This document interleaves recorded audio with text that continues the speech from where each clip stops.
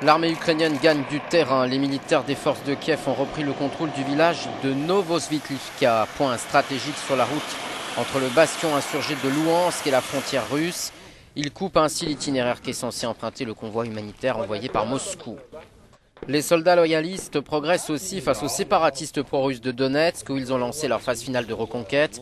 Plus de 74 personnes y ont perdu la vie ces 3 derniers jours lors d'intenses combats.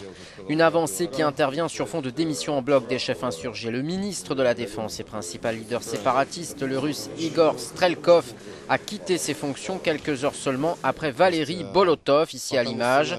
Ce dernier chef des séparatistes pro-russes de la région de Louhansk avait annoncé son départ provisoire après avoir selon lui été blessé. Le Parlement ukrainien a par ailleurs définitivement adopté un projet de loi permettant d'imposer des sanctions aux entreprises et aux citoyens russes accusés de soutenir l'insurrection séparatiste dans l'est du pays.